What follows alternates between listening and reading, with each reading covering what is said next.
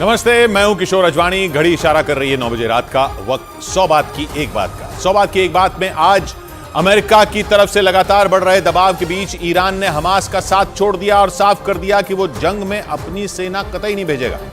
उत्तरी गाजा के शिफा अस्पताल में चले लंबे ऑपरेशन के बाद इजरायल की फौज ने अस्पताल पर कब्जे का दावा कर दिया और हमास के लड़ाकों के हार मानने की खबर आई। अमेरिका में बाइडेन से हुई शी जिनपिंग की मुलाकात के दौरान बाइडेन ने उन्हें तानाशाह कह दिया, जिसके बाद चीन ने अमेरिका को हद में रहने की चेतावनी दे दी, जिससे दोनों देशों में तनाव बढ़ने की आशंका जताई जाने लगी। और उत्तराखंड के उत्तरकाशी में सुरंग में फंसे लोगों को बचाने के लिए चलाए जा रहे रेस्क्यू ऑपरेशन के बीच भूकंप के झटकों से हड़कंप मच गया। बड़ी खबर है, हमास और इजरायल की जंग की वजह से पश्चिम एशिया में गरमाए माहौल से जुड़ी ईरान ने गाजा में भयंकर जंग के बीच हमास का साथ छोड़ दिया। ये जानकारी ईरान के सुप्रीम लीडर के बड़े अधिकारियों ने दी और दावा किया कि ईरान ने गाजा में जंग के दौरान हमास के समर्थन में सेना उतारने से इनकार कर दिया। ईरान के अधिकारियों ने दावा किया कि इस बारे में 5 नवंबर को ईरान के सुप्रीम लीडर और हमास चीफ के बीच बात हुई थी, जिसमें ईरान ने 2 टूक बोल दिया था कि हमास इस जंग में ईरान को न घसीटे, क्योंकि उसने 7 अक्टूबर को हुए हमले के बारे में ईरान को नहीं बताया था और इसीलिए ईरान गाजा में चल रही जंग में अपनी सेना नहीं भेजेगा।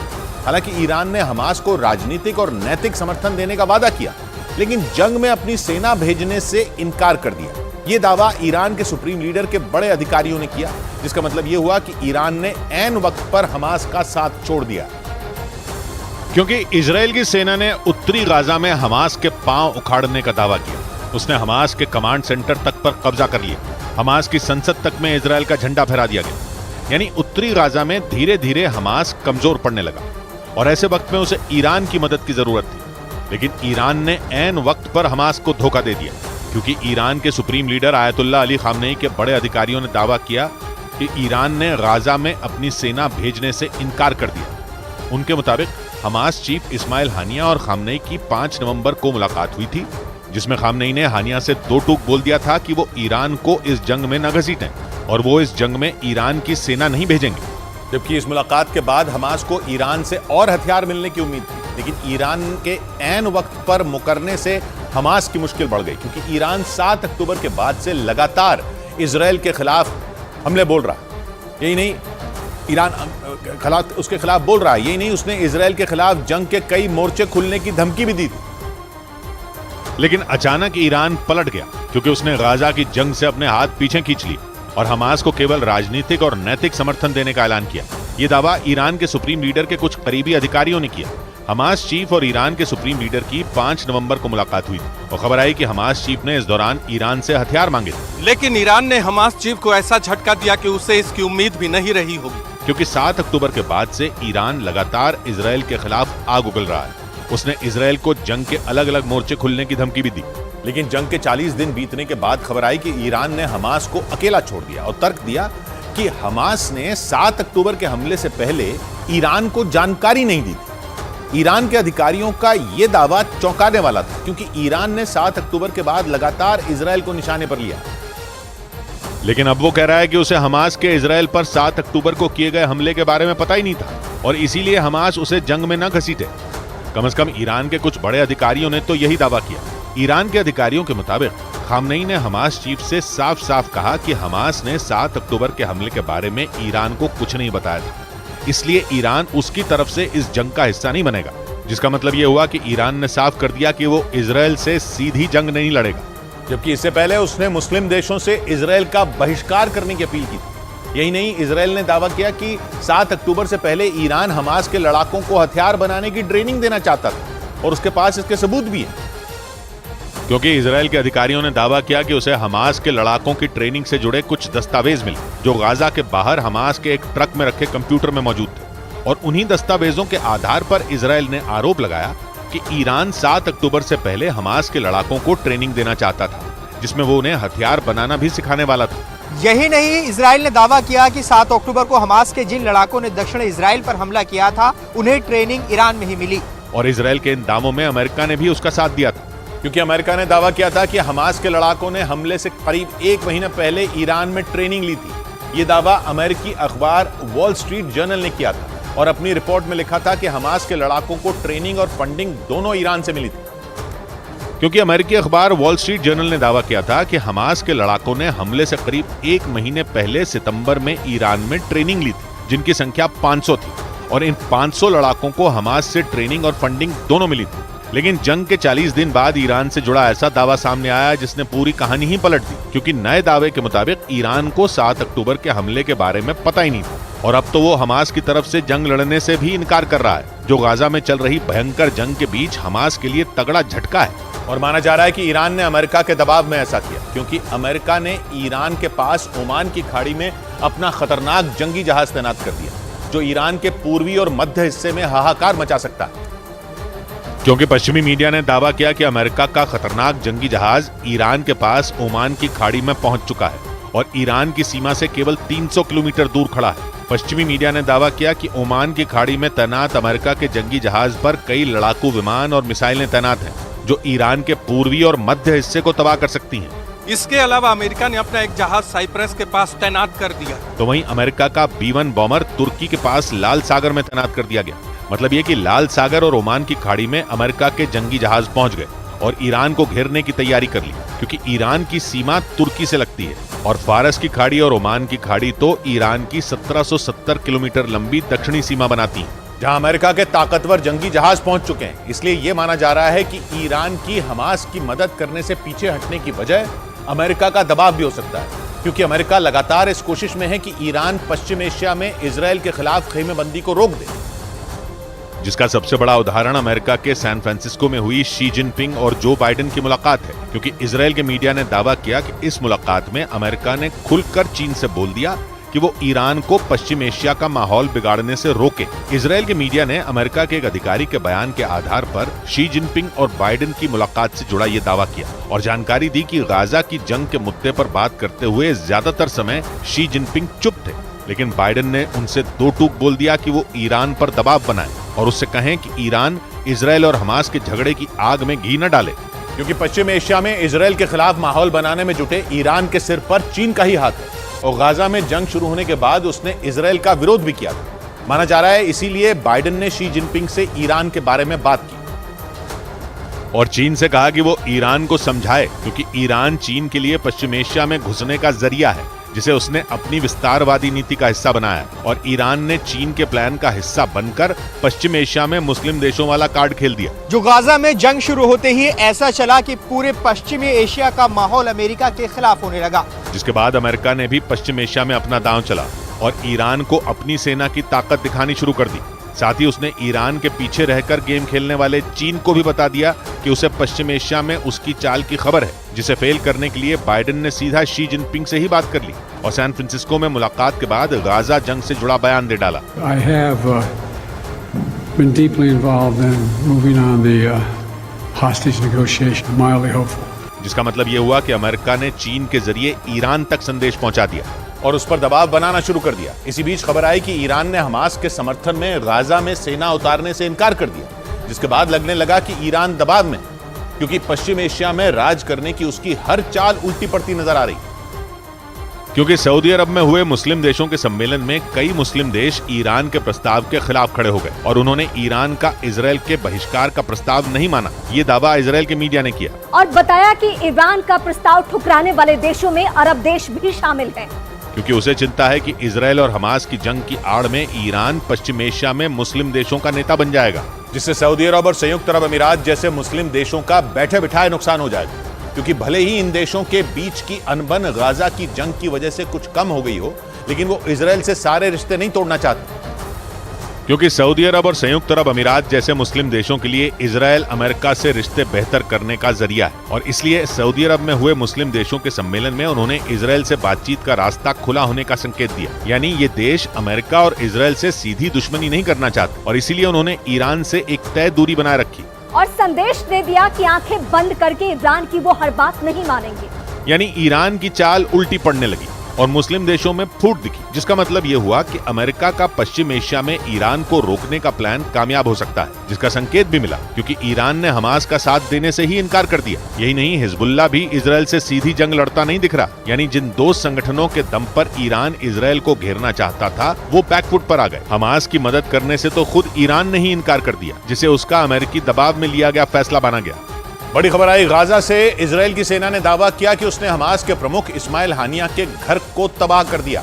नेतन्याहू की सेना के मुताबिक इस्माइल हानिया के घर पर उसके लड़ाकू विमानों ने बमों की बारिश की, जिसके बाद उसका घर पूरी तरह ध्वस्त हो गया। इजराइल ने दावा किया कि उस घर का इस्तेमाल हमास के लड़ाके इजराइल पर हमले की प्लानिंग के लिए कर रहे थे। इजराइल की सेना लगातार हमास के टॉप नेताओं को निशाने पर लेकर उनको चोट पहुंचाने की कोशिश कर रहे हैं, और जैसे ही इजराइल को इस्माइल हानिया के घर की सटीक लोकेशन का पता चला, उसने बिना देरी किए वहां बमबारी शुरू कर दी। इजराइल की सेना ने गाजा में इस्माइल हानिया के घर पर काफी देर तक हमले किए और दावा किया कि उसके जोरदार हमलों में हमास के प्रमुख इस्माइल हानिया का घर पूरी तरह तबाह हो गया, क्योंकि इजराइल की सेना ने उसके घर पर अपने लड़ाकू विमानों से बमों की बारिश कर दी। इस्माइल हानिया के घर पर किए गए ताबड़तोड़ हमलों का एक वीडियो भी इजराइल की सेना ने जारी किया, जिसमें एक के बाद एक कई तेज धमाके होते दिखाई दिए। हमास के चीफ इस्माइल हानिया के घर पर इजराइल की सेना ने बारूद की ऐसी बारिश की जिससे पूरा इलाका धुआं धुआं हो गया। इस्माइल हानिया के घर के आसपास के इलाके को भी इजराइल ने अपने निशाने पर लिया और हमास के ठिकानों पर बमबारी कर तबाही मचा दी। कुछ वक्त पहले जहां इमारतें खड़ी नजर आ रही थीं, वहीं इजराइल के हवाई हमलों के बाद वहां सिर्फ मलबे का ढेर ही दिखाई दिया। और इजराइल की फौज ने इस्माइल हानिया के घर पर हमले के दौरान ही उसके आसपास के इलाकों में सर्च ऑपरेशन भी चलाया, क्योंकि उसे इस बात की आशंका थी कि वहां हमास के लड़ाके छिपे हो सकते हैं। और इसीलिए इजराइल के सैनिकों ने जमीन पर उतरकर भी हमास के लड़ाकों की तलाश की। हथियारों से लैस इजराइल के जवान गाजा में हमास के ठिकानों को ढूंढते नजर आए, लेकिन जब वो सर्च ऑपरेशन चला रहे थे तभी हमास के लड़ाकों ने उन्हें निशाने पर ले लिया, जिसके बाद इजराइल के सैनिकों ने सुरक्षित जगहों पर छिपकर हमास के लड़ाकों पर गोलियों की बौछार कर दी।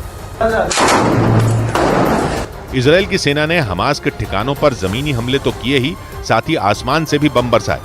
मतलब जमीन और आसमान दोनों जगहों से इजराइल ने हमास को गंभीर चोट पहुंचाने की कोशिश की। इजराइल की सेना ने हमास के प्रमुख इस्माइल हानिया के घर को बर्बाद करने के साथ ही हमास के कई ठिकानों को भी तबाह करने का दावा किया। और इतना ही नहीं, इजराइल ने यह भी दावा किया कि उसकी सेना ने इस्माइल हानिया के घर से भारी मात्रा में हथियार भी बरामद किए। इजराइल की सेना के मुताबिक इस्माइल हानिया के जिस घर को उसने बर्बाद किया, वहां से उस पर हमले की प्लानिंग की जा रही थी, और इसीलिए इजराइल की सेना ने इस्माइल हानिया के उस घर पर बमों की बारिश कर उसे ध्वस्त कर दिया। इजराइल की सेना ने दावा किया कि गाजा में इस्माइल हानिया के उस घर से ही उसके खिलाफ साजिश रची जा रही थी, और हमास के लड़ाके उस घर का इस्तेमाल इजराइल की सेना पर हमले की प्लानिंग के लिए कर रहे थे। और यही वजह रही कि इजराइल ने बिना देरी किए इस्माइल हानिया के घर को बर्बाद कर दिया। इतना ही नहीं, इजराइल की सेना ने इस्माइल हानिया के घर के आसपास के इलाकों की घेरेबंदी भी की, ताकि हमास के लड़ाकों का खात्मा किया जा सके। उसने इस्माइल हानिया के घर से भारी मात्रा में हथियार भी बरामद करने की बात कही। इजराइल का दावा है कि उत्तरी गाजा पर कंट्रोल के बाद उसकी सेना हमास के खात्मे के लिए तेजी से ऑपरेशन चला रही है। हालांकि इस्माइल हानिया के घर को निशाना बनाने से पहले इजराइल की सेना ने पूरी तैयारी की, क्योंकि इस्माइल हानिया के घर पर हमला करना इतना भी आसान नहीं था। ऐसा इसलिए क्योंकि बताया जाता है कि गाजा में हानिया के घर के आसपास का इलाका हमास का गढ़ है। मतलब ये कि इजराइल की सेना ने शेर की मांद में घुसकर हमला कर दिया। गाजा में अल-शिफा अस्पताल को घेरने के बाद से ही इजराइल की नजर इस्माइल हानिया के घर पर थी, क्योंकि इजराइल की सेना जल्द से जल्द हमास के टॉप नेताओं के खात्मे की कोशिश में जुटी है, और उसके निशाने पर हमास के टॉप कमांडर भी हैं। इजराइल की सेना के मुताबिक गाजा में हमले शुरू करने के बाद वो हमास के 60 से ज्यादा कमांडरों को मौत की नींद सुला चुकी है। लेकिन उसकी कोशिश हमास की बड़ी मछलियों को अपने जाल में फंसाने की है, क्योंकि इजराइल का मानना है कि जब तक हमास के टॉप कमांडरों को ढेर नहीं किया जाएगा, तब तक हमास का नामो निशान नहीं मिटाया जा सकता। और इसीलिए हमास का प्रमुख इस्माइल हानिया भी इजराइल की हिट लिस्ट में पहले नंबर पर बताया जाता है, क्योंकि इजराइल का दावा है कि 7 अक्टूबर को उस पर हुए हमले में इस्माइल हानिया ने बड़ी भूमिका निभाई थी। इस्माइल हानिया लंबे वक्त से इजराइल की सेना के लिए सिरदर्द बना हुआ है, क्योंकि उसने इजराइल को हमेशा बर्बाद करने का सपना देखा है। इजराइल का आरोप है कि इस्माइल हानिया ने 7 अक्टूबर को इजराइल पर हुए सबसे बड़े हमले की प्लानिंग की थी, जिसकी वजह से इजराइल के 1000 से ज्यादा लोगों की मौत हुई थी। और इसीलिए इजराइल ये चाहता है कि किसी भी तरह इस्माइल हानिया की गर्दन तक पहुंचा जा सके। इस्माइल हानिया को हमास का सबसे बड़ा चेहरा माना जाता है। एक रिपोर्ट के मुताबिक 1962 में इस्माइल हानिया का जन्म गाजा पट्टी के एक शरणार्थी शिविर में हुआ था, जो 1980 में इजराइल के खिलाफ आंदोलन का सबसे प्रमुख चेहरा बनकर उभरा था। 2006 में हुए चुनाव में हमास ने फिलिस्तीन में सबसे ज्यादा सीटें जीती थीं, जिसके बाद राष्ट्रपति महमूद अब्बास ने इस्माइल हानिया को प्रधानमंत्री बना दिया था और तभी से इस्माइल हानिया का हमास में दबदबा कायम है। लेकिन हैरान करने वाली बात तो यह है कि जो इस्माइल हानिया इजराइल के लिए मुसीबत बन चुका है वो गाजा में रहता ही नहीं है। बताया जाता है कि वो कतर में बैठकर ही हमास के लड़ाकों को आदेश देता है और जैसे ही इस्माइल हानिया से इशारा मिलता है, हमास के लड़ाके इजराइल पर कहर बनकर टूट पड़ते हैं। इस वक्त हमास की कमान इस्माइल हानिया के हाथों में है और यही वजह रही कि इजराइल की खुफिया एजेंसियां दिन रात इस्माइल हानिया की तलाश कर रही हैं। लेकिन कतर में छिपकर बैठे इस्माइल हानिया तक इजराइल नहीं पहुंच सका। हालांकि कुछ दिन पहले ऐसी खबर आई थी कि हानिया को घेरने के लिए इजराइल की खुफिया एजेंसी मोसाद के चीफ और अमेरिकी खुफिया एजेंसी CIA के चीफ कतर पहुंचे थे। इसके बावजूद इस्माइल हानिया का सुराग नहीं मिला और उसके हाथ खाली रह गए। यही वजह रही कि बदले की आग में धधक रही इजराइल की सेना ने गाजा में इस्माइल हानिया के पुराने घर पर ही हमले कर उसे बर्बाद कर दिया। इजराइल की सेना ने साफ कह दिया कि गाजा से हमास के टॉप नेताओं का नामो निशान मिटाने के बाद ही वो शांत बैठेगी। और इस्माइल हानिया के घर को बर्बाद करने के बाद इजराइल की सेना ने गाजा बंदरगाह को अपने कब्जे में लेने का दावा किया। ये बंदरगाह गाजा शहर के बेहद करीब है और लंबे वक्त से हमास इसका इस्तेमाल करता है। लेकिन अब इजराइल की सेना ने दावा किया कि उसने जोरदार हमले कर हमास से गाजा बंदरगाह को छीन लिया। हमास के कब्जे वाले गाजा बंदरगाह पर इजराइल की सेना ने पूरी तैयारी के साथ हमला बोला, जिसका एक वीडियो भी सामने आया जिसमें इजराइल के सैनिक हमले से पहले तैयारी करते नजर आए। जिसके बाद खोजी कुत्तों के साथ वो बंदरगाह पर पहुंचे और कुछ ही देर में हमास के लड़ाकों को घेर लिया और उन पर गोलियां बरसा दी। हालांकि इस दौरान इजराइल के सैनिकों को भी मुश्किलों से गुजरना पड़ा, क्योंकि हमास के लड़ाके भी उनसे निपटने के लिए पूरी तरह से तैयार थे। उन्होंने भी इजराइल के सैनिकों पर गोलियां बरसाईं। लेकिन इजराइल की सेना ने दावा किया कि उसने हमास के लड़ाकों पर ऐसे हमले किए कि वो घुटनों पर आने के लिए मजबूर हो गए। और तो और इजराइल की सेना के मुताबिक उसने गाजा बंदरगाह पर कब्जे के दौरान हमास के 10 लड़ाकों को भी मार गिराया।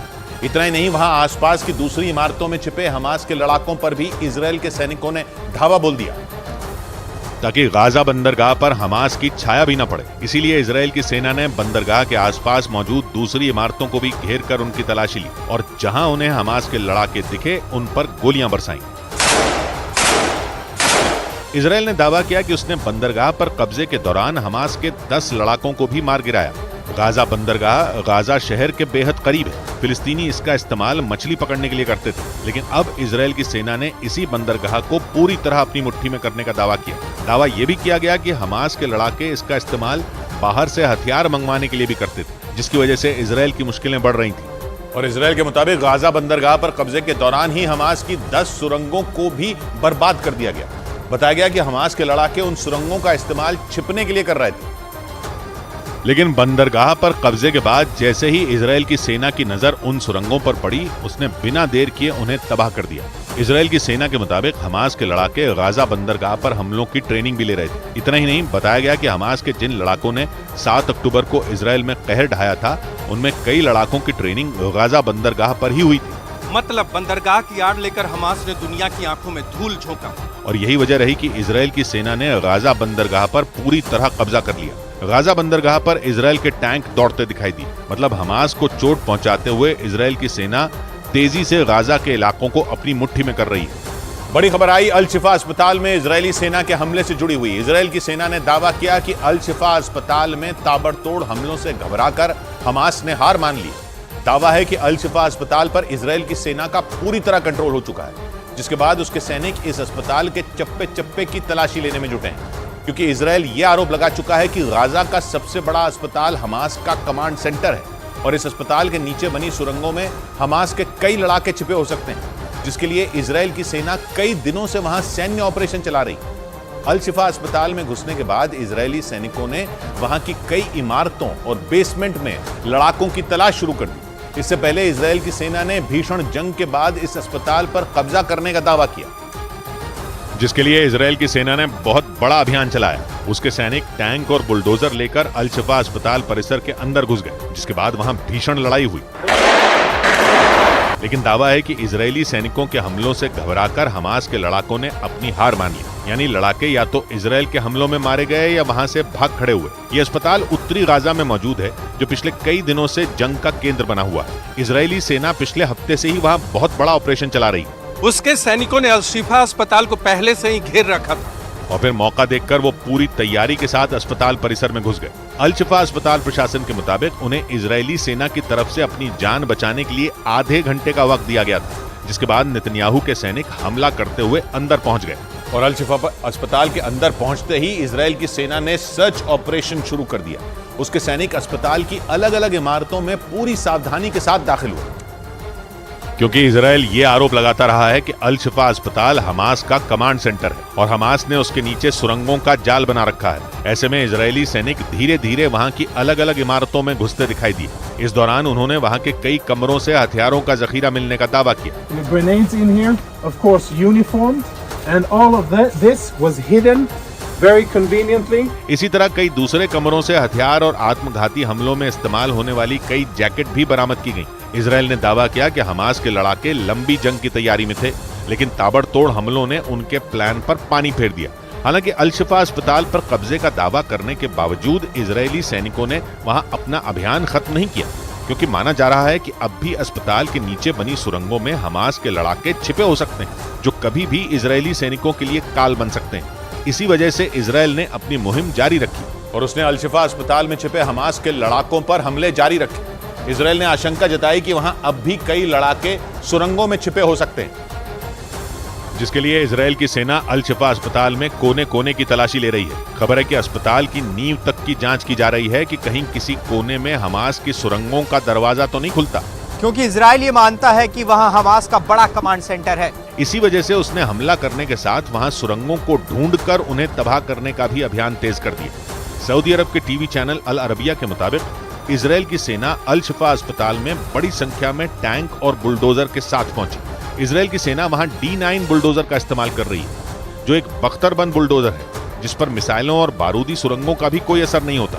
यही नहीं, D9 बुलडोजर मशीन गन से लैस है, जिससे जरूरत पड़ने पर सैनिक उसे हथियार की तरह इस्तेमाल भी कर सकते हैं। और दावा है कि इजरायल की सेना इस बुलडोजर से उन इमारतों को ढहा रही है जिनके नीचे हमास की सुरंगें होने का शक है, जिसकी वजह से अल शिफा अस्पताल के हालात और खराब होते जा रहे हैं, क्योंकि फिलिस्तीन का आरोप है कि गाजा के इस सबसे बड़े अस्पताल में पिछले कई दिनों से न तो बिजली है और न ही पानी, और इसके अलावा मरीजों के इलाज में इस्तेमाल जरूरी चीजों की भी भारी कमी है। लेकिन दिक्कत यह है कि इजरायल के लगातार हमलों की वजह से अस्पताल को बाहर से मदद भी नहीं मिल पा रही। ऐसे में अल शिफा अस्पताल की हालत पूरी तरह बिगड़ चुकी है। स्वास्थ्य सेवाओं से जुड़ी संयुक्त राष्ट्र की संस्था WHO के मुताबिक वहां 650 मरीज, 500 से ज्यादा स्वास्थ्यकर्मी और करीब 2500 वैसे लोग हैं जिन्होंने अल शिफा अस्पताल में शरण ले रखी है। लेकिन इजराइल और हमास के बीच जारी भीषण जंग में उन लोगों की जान खतरे में है, क्योंकि ये अस्पताल पहले से ही ऑक्सीजन और दवाइयों की कमी से जूझ रहा है। लेकिन इजरायल की सेना इस बार रहम के मूड में नहीं है।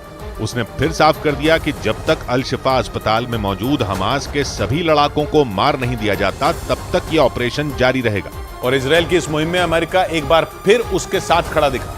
अमेरिका की तरफ से जारी बयान में दो टूक कहा गया कि हमास ने अस्पतालों में अपने कमांड सेंटर बनाकर युद्ध के नियम तोड़े हैं, जिसका मतलब है कि अमेरिका ने खुलकर यह माना कि हमास गाजा के अस्पतालों को अपने फायदे के लिए इस्तेमाल कर रहा है। अमेरिकी रक्षा विभाग पेंटागन के प्रवक्ता जॉन किर्बी के मुताबिक हमास ने गाजा के अस्पतालों में अपने ठिकाने बना रखे हैं और ऐसा करके उसने युद्ध के नियमों का उल्लंघन किया है। और यही बात इजरायल इस जंग की शुरुआत से कर रहा है। इजरायल का दावा है कि गाजा पट्टी में सिर्फ अस्पताल ही हमास के ठिकाने नहीं हैं, बल्कि स्कूलों और शरणार्थी शिविरों में भी हमास के कई कमांड सेंटर हैं। हालांकि अमेरिका ने यह भी साफ किया कि अल शिफा अस्पताल में इजरायल की कार्रवाई के लिए उसने हरी झंडी नहीं दी थी, क्योंकि फिलिस्तीन समेत अरब के कई देश ये आरोप लगा रहे हैं कि अमेरिका के इशारे पर ही इजरायल की सेना ने गाजा के सबसे बड़े अस्पताल पर एक्शन लिया। और इस बीच पश्चिम एशिया के देश कतर ने अल शिफा अस्पताल में इजरायल की कार्रवाई का विरोध शुरू कर दिया। यही नहीं, उसने इजरायल के हमलों की अंतर्राष्ट्रीय जांच की भी मांग कर दी, क्योंकि कतर का मानना है कि इजरायली सेना ने अल शिफा अस्पताल पर हमला कर युद्ध अपराध किया। कतर के विदेश मंत्रालय की तरफ से जारी बयान में दो टूक कहा गया कि इजरायल की यह कार्रवाई युद्ध के नियमों के खिलाफ है, यानी वो नियम जो संयुक्त राष्ट्र ने बना रखे हैं, जिनमें साफ कहा गया है कि किसी भी युद्ध में अस्पतालों, स्कूलों और धार्मिक स्थलों पर हमला नहीं किया जाएगा। इसी नियम का हवाला देकर कतर ने संयुक्त राष्ट्र से इस मामले की तुरंत जांच कराने की मांग की। कतर उन देशों में शामिल है जो जंग की शुरुआत से ही इजरायल का विरोध कर रहे हैं। इस बीच फिलिस्तीन ने आरोप लगाया कि इजरायल अल शिफा अस्पताल में कमांड सेंटर की बात कर दुनिया को गुमराह करने में जुटा है। फिलिस्तीन के मुताबिक इजरायल ने लड़ाकों के खात्मे के नाम पर पूरी गाजा पट्टी को कब्रिस्तान बना दिया है। बड़ी खबर आई उत्तरी गाजा पर इजरायल के कंट्रोल से जुड़ी। इजरायल के प्रधानमंत्री बेंजामिन नेतन्याहू ने दावा किया कि उनकी सेना ने उत्तरी गाजा से हमास का पूरी तरह सफाया कर दिया और अब उनकी सेना दक्षिणी गाजा की तरफ आगे बढ़ेगी, जिसका मतलब यह कि यह जंग अभी रुकने वाली नहीं है, क्योंकि बेंजामिन नेतन्याहू ने एक बार फिर साफ कर दिया कि जब तक पूरे गाजा से हमास के लड़ाकों का नामो निशान मिट नहीं जाता तब तक उनका सैन्य अभियान नहीं थमेगा। यानी किसी भी तरह के सीज फायर के लिए इजरायल तैयार नहीं है, क्योंकि इजरायल के प्रधानमंत्री ने दो टूक कहा कि हमास के लड़ाकों के लिए गाजा में कोई भी ठिकाना सुरक्षित नहीं बचा, मतलब पूरे गाजा में हमास के लड़ाके कहीं भी छिपे हों, इजरायल की सेना उन्हें चुन चुन कर खत्म करेगी। नेतन्याहू के ताजा बयान से यह साफ हो गया कि उत्तरी गाजा से हमास के लड़ाकों के सफाए के बाद इजरायल की सेना दक्षिणी गाजा पर कहर बरपाने वाली है। हालांकि 7 अक्टूबर को इजरायल पर हमास के हमले के बाद इजरायली वायुसेना ने पूरी गाजा पट्टी पर बारूद की बारिश शुरू कर दी और उत्तरी गाजा पर तो इजरायल की वायुसेना ने इतने बम बरसाए कि पूरा इलाका मानो कब्रिस्तान बन गया हो। वहां से सामने आई तस्वीरों में चारों तरफ तबाही के निशान साफ नजर आए। इजरायल का दावा है कि उसकी सेना ने गाजा पट्टी को उत्तरी और दक्षिणी 2 हिस्सों में तोड़कर हमले किए। इजरायल की सेना के मुताबिक उत्तरी गाजा से हमास का पूरी तरह से सफाया कर दिया गया।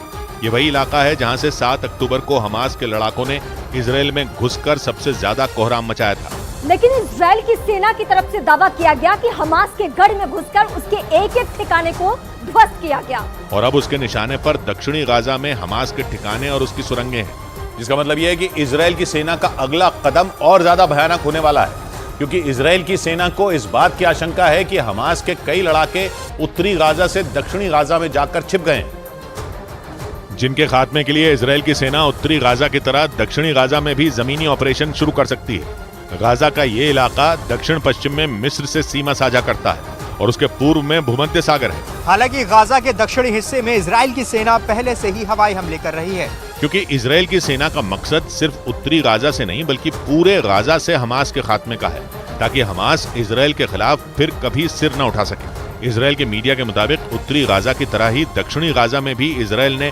टैंकों और बख्तरबंद गाड़ियों के साथ घुसकर हमास के ठिकानों को तबाह करने का प्लान बनाया है। यानी हमास के खिलाफ इजरायल की जंग जल्द थमने वाली नहीं है। जंग के दौरान अब तक दक्षिणी गाजा फिलिस्तीनियों के लिए सुरक्षित जगह माना जा रहा था। हमास पर ऑपरेशन के दौरान बेगुनाह लोग न मारे जाएं, इसके लिए खुद इजरायल ने उत्तरी गाजा में रहने वाले लोगों से दक्षिण की ओर जाने के लिए कहा था।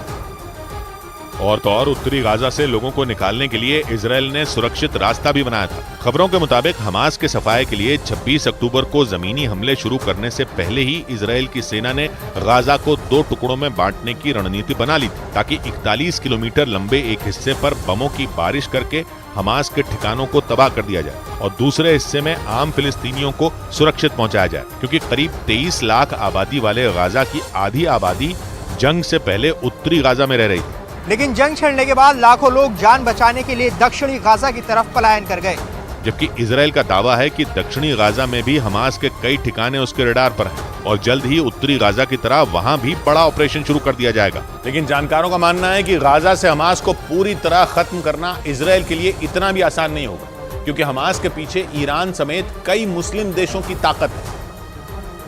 यानी हमास इतनी आसानी से इजरायल के सामने घुटने नहीं टेकने वाला। 7 अक्टूबर को इजरायल पर किए गए हमले की प्लानिंग से यह साफ हो गया था कि हमास इजरायल से लंबी लड़ाई लड़ने की तैयारी करके बैठा है। कतर के टीवी चैनल अल जजीरा के मुताबिक जंग शुरू होने से पहले हमास के पास 40,000 लड़ाके थे और उसके पास 15,000 रॉकेट और भारी गोला बारूद का जखीरा था। दावा किया जाता है कि गाजा को हथियारों की सप्लाई ईरान और लिबिया से होती है। ईरान से गाजा तक हथियार पहुंचाने के लिए पहले उन्हें यमन तक लाया जाता है, फिर वहां से मिस्र के पास सुएज नहर तक पहुंचाया जाता है। यहां से वो हथियार सिनाई होते हुए गाजा पट्टी तक पहुंचते हैं। यानी इजरायल से टकराने के लिए हमास के पास हथियारों की कमी बिल्कुल नहीं है।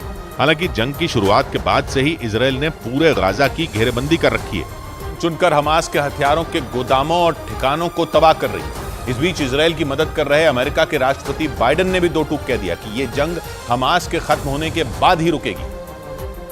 यानी इजरायली सैनिक तब तक बंदूकें नहीं रखेंगे जब तक हमास का आखिरी लड़ाका नहीं मारा जाता। चीन के राष्ट्रपति शी जिनपिंग से मुलाकात के बाद अमेरिका के राष्ट्रपति जो बाइडेन ने अपने बयान में साफ कहा कि हमास को पूरी तरह खत्म कर देने तक गाजा में हमास के हमले जारी रहेंगे। When Hamas no longer maintains the capacity to murder and abuse and Biden का ये बयान ऐसे समय में आया जब दुनिया भर से गाजा में हो रहे इजराइल के हमलों पर चिंता जाहिर की जा रही है। और पिछले हफ्ते खुद बाइडेन ने भी युद्ध विराम की बात कही थी। हालांकि हमास के साथ जारी लड़ाई में अमेरिका खुलकर इजराइल के साथ खड़ा है। जंग के पहले ही दिन से अमेरिका पूरे एक्शन में है। उसने अपने हथियार गोदाम के दरवाजे इजराइल के लिए पूरी तरह खोल दिए और भूमध्य सागर में अपने युद्धपोत भेजकर इजराइल के लिए अभेद्य सुरक्षा कवच बना दिया। बड़ी खबर आई लेबनान के चरमपंथी संगठन हिजबुल्लाह के हमले से जुड़ी। हिजबुल्लाह ने इजराइल की फौज के कई ठिकानों पर बड़े हमले का दावा किया। खबर है कि इन हमलों में इजराइल की फौज के कई जवान जख्मी हुए हैं। इजराइल की उत्तरी सीमा पर जंग लगातार तेज हो रही है। रुक रुक कर हो रहे हिजबुल्लाह के हमले इजराइल की चिंता बढ़ा रहे हैं। इस बार उत्तरी इजराइल में पहाड़ियों के बीच बने इजराइल की फौज के कैंपों को निशाना बनाकर एक के बाद एक कई मिसाइलें दागी गईं, जिनमें इजराइल के कई जवानों के जख्मी होने की खबर है। हिजबुल्लाह की तरफ से जानकारी दी गई कि उसके हमलों में इजराइल की फौज के कैंपों को तगड़ा नुकसान हुआ है।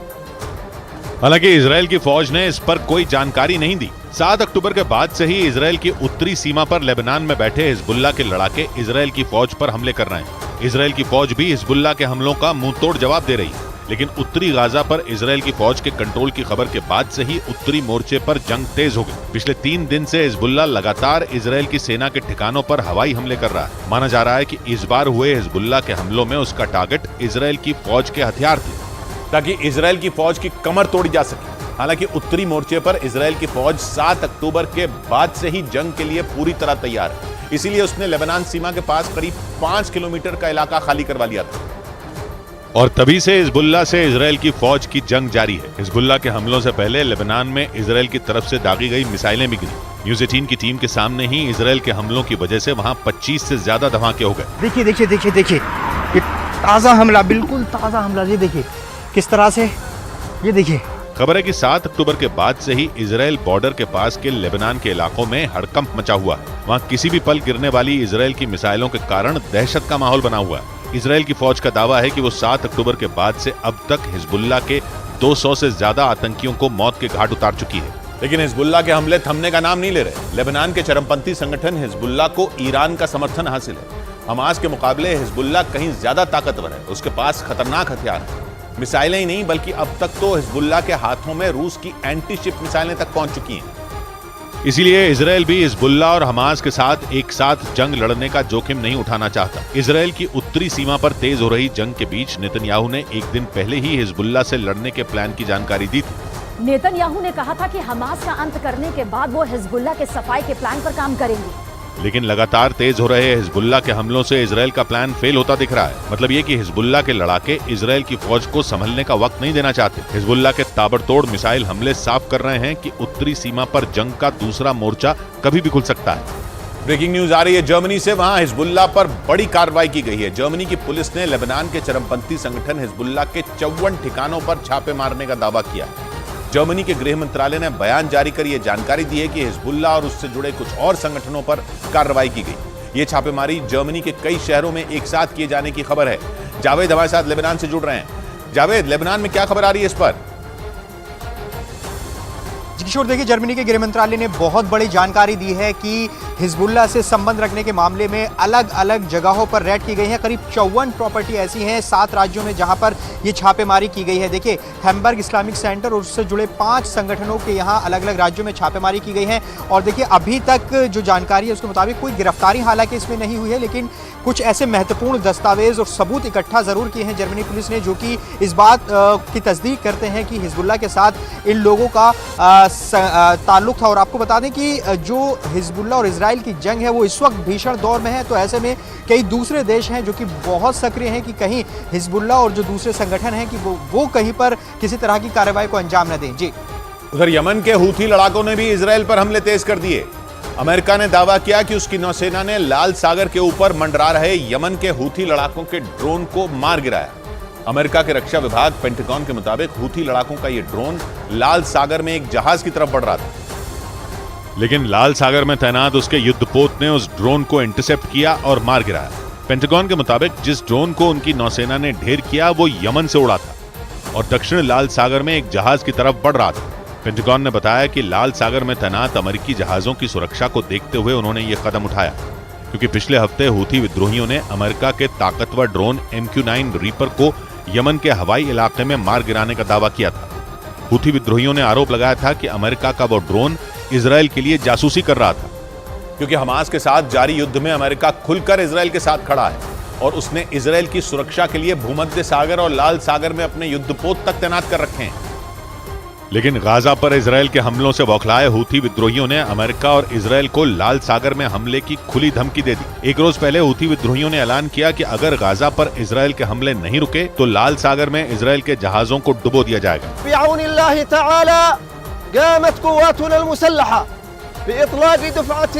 हूथी लड़ाकों की इस धमकी के बाद अमेरिका और इजरायल चौकन्ना हो गए और उन्होंने लाल सागर में अपने जहाजों की सुरक्षा बढ़ा दी। लाल सागर की सीमाएं यमन और इजरायल दोनों से लगती। इस इलाके से इजरायल के बड़े बड़े मालवाहक जहाज भी गुजरते हैं, जिनकी सुरक्षा के लिए अमेरिका और इजरायल ने अपने युद्धपोत वहां तैनात कर रखे हैं। हूथी लड़ाके अपने पास ऐसी मिसाइलें होने का दावा करते हैं जिनकी रेंज में पूरा लाल सागर आता है, और इसीलिए इजरायल और अमेरिका ने हूथी लड़ाकों की धमकियों को गंभीरता से लिया, क्योंकि गाजा पर इजरायल के हमले की वजह से गुस्से में तमतमाए हूथी लड़ाकों ने बीते एक महीने में इजरायल को निशाना बनाकर 6 बार बैलिस्टिक मिसाइल और ड्रोन से हमला किया। हालांकि उन हमलों को इजरायल और अमेरिका ने मिलकर नाकाम कर दिया था। अफ्रीका और एशिया को अलग करने वाला लाल सागर हिंद महासागर में एंट्री का रास्ता खुलता है। इसके पूर्वी छोर पर सऊदी अरब और यमन जैसे देश हैं, जबकि पश्चिमी छोर पर मिस्र और सूडान जैसे देश हैं, और इन सब के बीच इजरायल का भी एक छोटा हिस्सा लाल सागर से लगता है, जहां उसका एलट शहर बसा है। और इजरायल का ये शहर लंबे वक्त से हूथी विद्रोहियों के निशाने पर है। अमेरिका का आरोप है कि जिन रॉकेट और ड्रोन का इस्तेमाल हूथी लड़ाके इजरायल पर हमले के लिए करते हैं वो उन्हें ईरान मुहैया कराता है, यानी पर्दे के पीछे से ईरान अपने दोनों दुश्मनों अमेरिका और इजरायल को हूथी लड़ाकों के जरिए साध रहा है। उधर हमास से जारी जंग के बीच इजरायल के प्रधानमंत्री बेंजामिन नेतन्याहू की कुर्सी पर खतरा मंडराने लगा है, क्योंकि 7 अक्टूबर को हुए हमले के बाद वहां लोगों में उनके प्रति गुस्सा बढ़ गया है। यहां तक कि इजरायल के पूर्व प्रधानमंत्री ने तो नेतन्याहू से इस्तीफा तक मांग लिया। यानी हमास के खिलाफ जंग लड़ रहे प्रधानमंत्री बेंजामिन नेतन्याहू दोहरे मोर्चे पर घिर चुके हैं, क्योंकि इजरायल के पूर्व प्रधानमंत्री और विपक्षी पार्टी के नेता यार लपिड ने दावा किया कि वो इजरायल के लोगों का भरोसा खो चुके हैं और इसलिए उन्हें जंग खत्म होने से पहले ही अपनी कुर्सी छोड़ देनी चाहिए। इतना ही नहीं, इजरायल के पूर्व प्रधानमंत्री ने नेतन्याहू पर गुस्सा निकालते हुए 2 टूक कह दिया कि वो जंग को संभालने में पूरी तरह नाकाम साबित हुए। विपक्षी पार्टी के नेता यार लपिड ने सुझाव दिया कि नेतन्याहू को पद से हटाकर उनकी ही पार्टी से ही किसी और को प्रधानमंत्री बना देना चाहिए। लेकिन उनके इस बयान के बाद नेतन्याहू की पार्टी के नेता भड़क गए और उन्होंने जंग के दौरान इस तरह की बयानबाजी को शर्मनाक बताया। हालांकि इजरायल में 7 अक्टूबर को हमास के हमले के बाद से ही नेतन्याहू पर सवाल उठने शुरू हो गए थे और इजरायल की सेना और सुरक्षा एजेंसियों से हुई चूक को ही हमास के हमले के लिए जिम्मेदार बताया गया था, क्योंकि दावा किया गया कि मोसाद की नाक के नीचे ही ईरान और हमास इस हमले की पूरी प्लानिंग करते रहे। और इजरायल की सबसे ताकतवर खुफिया एजेंसी को इस बात की खबर तक नहीं हुई। दावा तो यह भी है कि हमास के कमांडर ईरान की सेना के अधिकारियों से मिलने के लिए करीब 4 बार ईरान गए थे, लेकिन मोसाद को इसकी भनक तक नहीं लगी। इसके अलावा न्यूयॉर्क टाइम्स की एक रिपोर्ट के मुताबिक इजरायल की सेना और खुफिया एजेंसियों ने करीब 1 साल पहले ही हमास के रेडियो सिग्नल तक ट्रैक करना बंद कर दिए थे, क्योंकि उनको ये लगने लगा था कि हमास के रेडियो सिग्नल ट्रैक करना समय की बर्बादी है और इसीलिए उन्होंने अपनी टीम को कहीं और तैनात करने का फैसला ले लिया था, जिसका नतीजा ये हुआ कि हमास के लड़ाकों ने 7 अक्टूबर को इजरायल पर इतना बड़ा हमला कर दिया।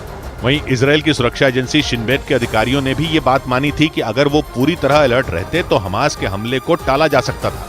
और इसी वजह से इजरायल के लोग नेतन्याहू पर भड़के हुए हैं, क्योंकि 7 अक्टूबर को इजरायल पर हुए हमले के बाद हमास के लड़ाके 200 से ज्यादा लोगों को बंधक बनाकर गाजा ले गए थे, जिसके बाद से ही इजरायल में नेतन्याहू के खिलाफ प्रदर्शन हो रहे हैं।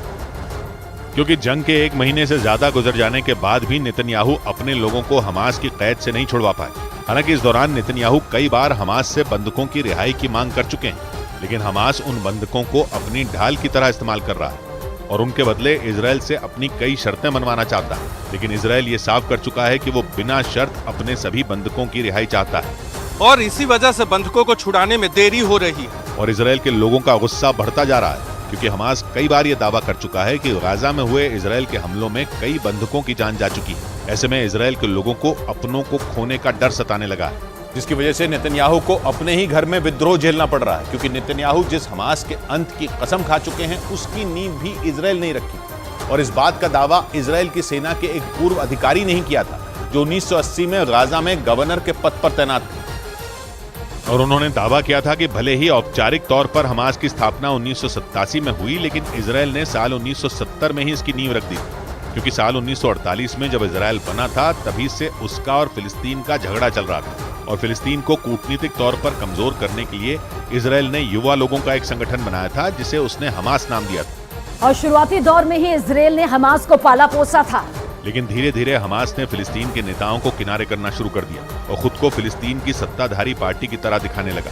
जिसके बाद साल 2007 में जब गाजा पट्टी पर उसका कब्जा हुआ तो उसने इजराइल से सीधी टक्कर लेनी शुरू कर दी। यानी जिस हमास की नींव खुद नेतन्याहू ने ही रखी थी वही हमास उनके लिए मुसीबत बन गया।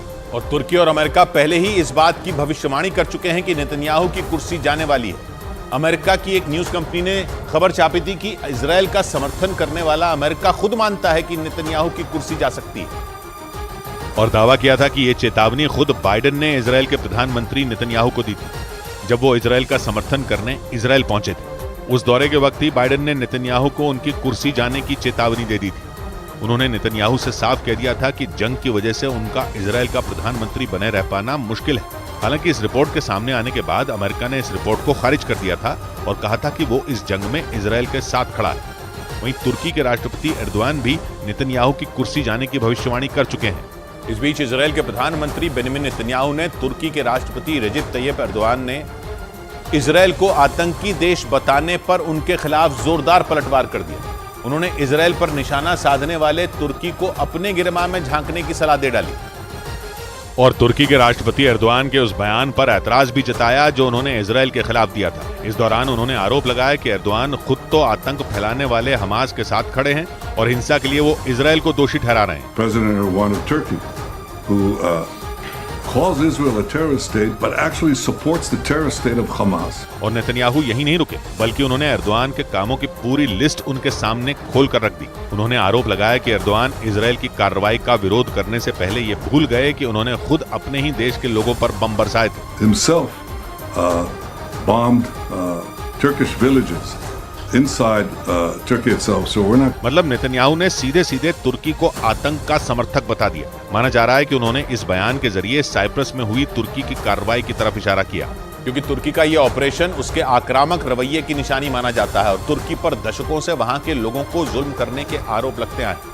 ऐसे में जब एर्दोआन ने गाजा में हो रही मौतों के लिए नेतन्याहू को जिम्मेदार ठहराया तो नेतन्याहू ने भी उन्हें साइप्रस में की उनकी सेना की कार्रवाई की याद दिला दी और उन्हें इस मामले में पहले अपने गिरमाह में झांक कर देखने की सलाह दे डाली। ऐसा इसलिए क्योंकि साइप्रस के मुद्दे को तुर्की की कमजोर नस माना जाता है। तुर्की पर यह आरोप लगता है कि उसने 1974 में अपनी सेना के दम पर साइप्रस पर हमला कर उसके एक बड़े हिस्से को हथिया लिया था और फिर उस इलाके के लोगों पर जमकर कहर बरपाया था, जिसके बाद वहाँ के सैकड़ों लोग लापता हो गए थे और करीब 1.5 लाख से ज्यादा लोग अपने ही देश में शरणार्थी बन गए थे।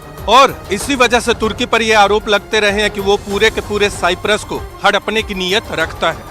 और नेतन्याहू ने एर्दोआन को इसी मुद्दे पर घेरा। उन्होंने आरोप लगाया कि तुर्की जिस हिस्से को अपना मानता है वहीं के लोगों को मिट्टी में मिलाने के लिए उन पर बम गिराता है। इसी बात का हवाला देते हुए उन्होंने एर्दोआन को गाजा में जारी इजराइल और हमास की जंग पर कुछ न बोलने की नसीहत दे डाली। और इजराइल के भड़कने का कारण है तुर्की के राष्ट्रपति का वो बयान जो उन्होंने कुछ दिन पहले दिया था। एर्दोआन ने गाजा में मची भीषण तबाही का ठीकरा इजराइल पर फोड़ते हुए एक आतंकी देश बता दिया था और ये आरोप लगाया था कि नेतन्याहू के इशारे पर इजराइल की सेना ने गाजा में आंखें मूंद कर नरसंहार किया। इस दौरान उन्होंने इजराइल को एक आतंकी देश बताते हुए ये तक कह डाला था कि नेतन्याहू ने पूरे के पूरे गाजा को शमशान में बदलने की प्लानिंग की। मतलब उनके मुताबिक नेतन्याहू जानबूझकर गाजा पर इतना कहर बरपा रहे हैं कि वहाँ सब कुछ तबाह हो जाए। इस दौरान एर्दोआन ने गाजा में परमाणु हमला होने की आशंका भी जताई थी और साथ ही ये चेतावनी भी दी थी कि गाजा को दिए इजराइल के हर जख्म का बदला उससे तुर्की लेगा। उन्होंने इस दौरान गाजा के लोगों से ये वादा भी किया था कि वो इस मामले में नेतन्याहू और इजराइल के मंत्रियों के खिलाफ इंटरनेशनल कोर्ट ऑफ जस्टिस में केस भी दायर करेंगे ताकि फिलिस्तीन के लोगों को न्याय मिल सके। हालांकि ये कोई पहला मामला नहीं है जब तुर्की इस तरह से इजराइल पर हमलावर हुआ हो, बल्कि वो इस जंग की शुरुआत से ही इजराइल को घेरने की तैयारी में लगा हुआ है। आरोप तो ये तक है कि तुर्की ने भी ईरान की तरह हमास को भड़काने का काम किया, जिसके बाद 7 अक्टूबर को उसने इजराइल पर जबरदस्त हमला कर दिया था। और इजराइल का आरोप है कि जैसे ही उसने पलटवार किया, तुर्की और ईरान हमास के समर्थन में खड़े हो गए। इजराइल के मुताबिक तुर्की ने ही सबसे पहले अंतर्राष्ट्रीय स्तर पर उसकी इस कार्रवाई का विरोध करना शुरू किया। और कुछ दिन पहले तो तुर्की के राष्ट्रपति ने गाजा पर इजराइल के हमले की तुलना नरसंहार से कर दी थी। इसके अलावा वो इस जंग के दौरान लगातार इजराइल पर हमलावर भी रहे हैं। यहाँ तक कि उन्होंने इस मामले को इंटरनेशनल कोर्ट ऑफ जस्टिस में ले जाने तक की मांग कर डाली थी। साथ ही वो इजराइल के खिलाफ ईरान के सुर में सुर मिलाते भी नजर आए। हालांकि इजराइल ने आरोप लगाया कि तुर्की और खासतौर पर एर्दोआन हमास की जंग का सहारा लेकर उससे पुरानी दुश्मनी निकालना चाहते हैं। और इजराइल ने ये आरोप हवा में नहीं लगाए, बल्कि उसने इसके पीछे अपनी सुरक्षा एजेंसी की एक रिपोर्ट का हवाला दिया, जिसमें यह दावा किया गया कि 7 अक्टूबर को हमास ने जिस तरह से रॉकेट बरसाए, उसमें उसका सबसे बड़ा मददगार ईरान नहीं बल्कि तुर्की ही था। और इजराइल की सुरक्षा एजेंसी की उस रिपोर्ट के मुताबिक तुर्की ने ही हमास के हाथों में वो रॉकेट थमाए जिनसे इजराइल की जमीन थर्रा उठी थी।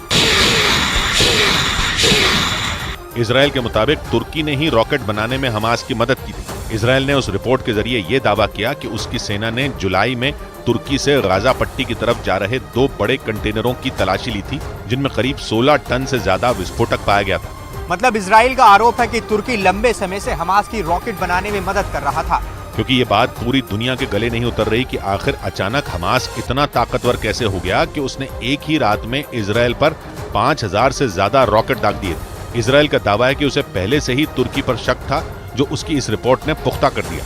और इसी के बाद नेतन्याहू खुलकर एर्दोआन पर हमलावर हो गए, क्योंकि एर्दोआन इस जंग की शुरुआत से ही हमास के साथ खड़े हैं। यहां तक कि उन्होंने हमास के लड़ाकों की इस लड़ाई को उनकी आजादी की लड़ाई बताया था और हमास की तरफ से इजराइल पर किए गए हमलों को जायज भी ठहराया था। तुर्की के राष्ट्रपति एर्दोआन कई बार ये पहले भी कह चुके हैं कि हमास फिलिस्तीन की आजादी की लड़ाई लड़ रहा है और तुर्की इस मामले में पूरी तरह से उसके साथ है। यही वजह रही कि इजराइल जंग की शुरुआत से ही एर्दोगन पर हमलावर रहा, क्योंकि नेतन्याहू का मानना है कि तुर्की हमास को कई करोड़ डॉलर पहुंचाने के साथ ही बड़ी तादाद में हथियारों का जखीरा भी मुहैया कराता है। उनके मुताबिक हमास जिन रॉकेटों के दम पर इजराइल को दहला रहा है, उन्हें बनाने में भी तुर्की ने उसकी पूरी मदद की। इसके अलावा नेतन्याहू कई बार इस बात का दावा भी कर चुके हैं कि हमास को इस जंग के लिए भड़काने के लिए भी तुर्की और ईरान ही जिम्मेदार है, क्योंकि हमास में अकेले इतनी ताकत नहीं है कि वो इजराइल से भिड़ सके। उधर इजराइल की फौज ने जर्मनी की टैटू आर्टिस्ट शनी लोक की हत्या का बदला लेने का दावा किया। इजराइल की सेना के मुताबिक उन्होंने हमास के उस लड़ाके को ढेर कर दिया जिसने शनी लोक की हत्या की थी।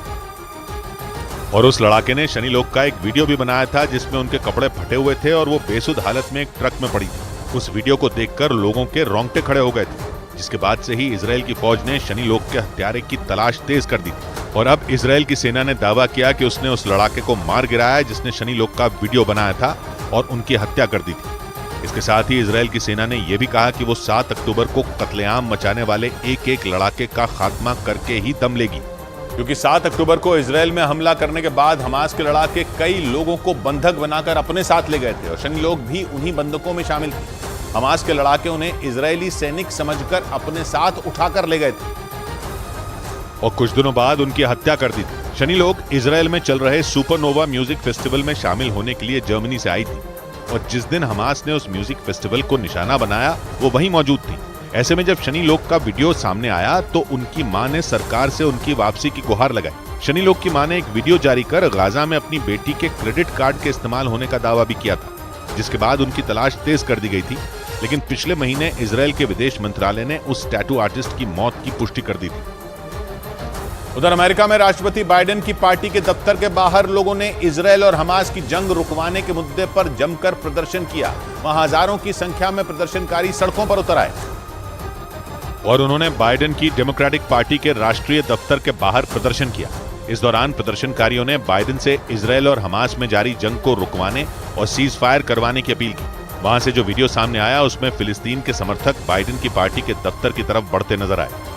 देखते ही देखते प्रदर्शनकारियों ने उस इमारत को घेरना शुरू कर दिया और जब पुलिस ने उन्हें ऐसा करने से रोका तो वो भड़क गए। आरोप है कि प्रदर्शनकारियों ने कई पुलिस वालों पर हमला कर दिया, जिसके बाद कई लोगों को हिरासत में ले लिया गया।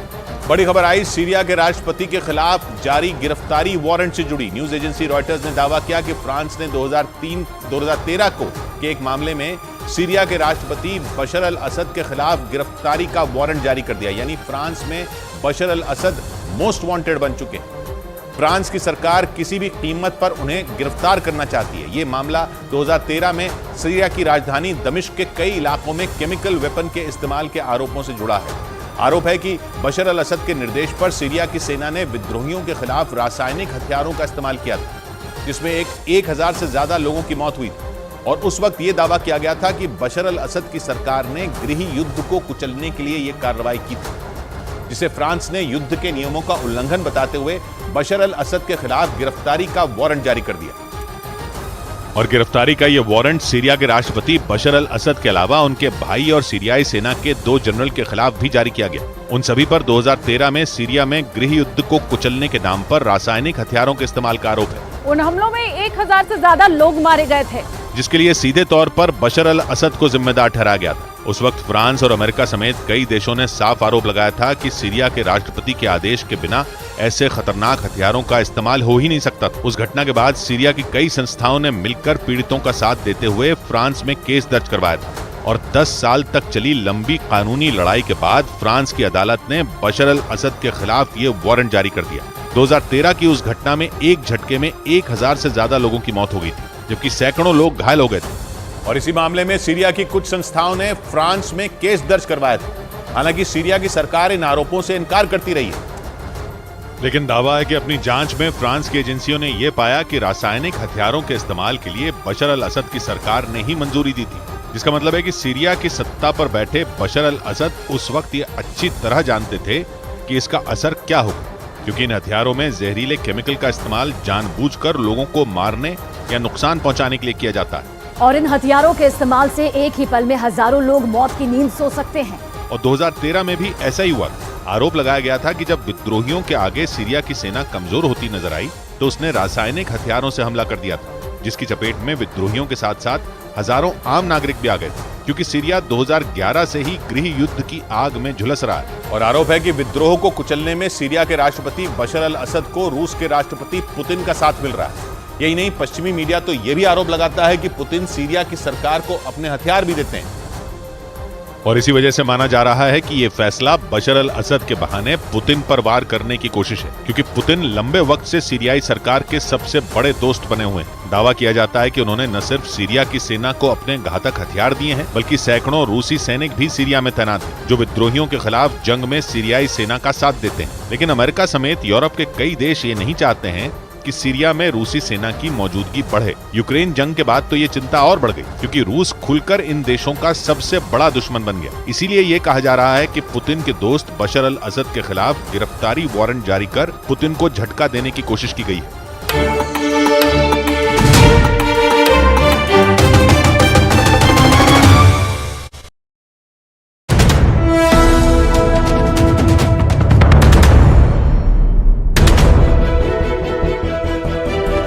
मैंने कहा रुको भाई, माँ बेटे को सुबह की चाय तो पी लेने दो, है ना? अरे माँ, आप मुझे फोन कर रही हो? तो और क्या करूं? चाय। प्यार से चाय बनाते, प्यार से रिश्ते निभाते। वाघ बकरी चाय हमेशा रिश्ते बनाए। ये नया इंडिया, नए नजरिए का इंडिया, जहां लोगों का नंबर 1 भरोसा बनता है वो जो उनके मुद्दे, उनकी आवाज निडर होकर उठाता है, लोगों की नंबर 1 पसंद बनता है वो जो सिर्फ रफ्तार नहीं जिम्मेदारी पर भी विश्वास रखता है। देश का नंबर 1 न्यूज चैनल बनता है वो जो देश हित और जनहित दोनों को सर्वोपरि समझता है। न्यूज़ 18 इंडिया, नए इंडिया का नया नंबर 1 न्यूज चैनल। क्या खुशबू आ रही है? ऑफिस के बाहर तुम्हारी ये वाली चाय 200 रुपए में बिकेगी, पता है? मैं ये वाली चाय सबके लिए नहीं बनाती।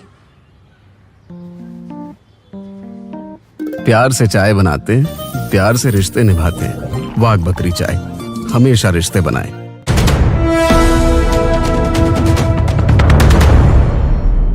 ईरान ने हमास को राजनीतिक और नैतिक समर्थन देने का वादा किया, लेकिन जंग में अपनी सेना भेजने से इनकार कर दिया। यह दावा ईरान के सुप्रीम लीडर के बड़े अधिकारियों ने किया, जिसका मतलब यह हुआ कि ईरान ने ऐन वक्त पर हमास का साथ छोड़ दिया, क्योंकि इजराइल की सेना ने उत्तरी गाजा में हमास के पांव उखाड़ने का दावा किया। उसने हमास के कमांड सेंटर तक पर कब्जा कर लिया।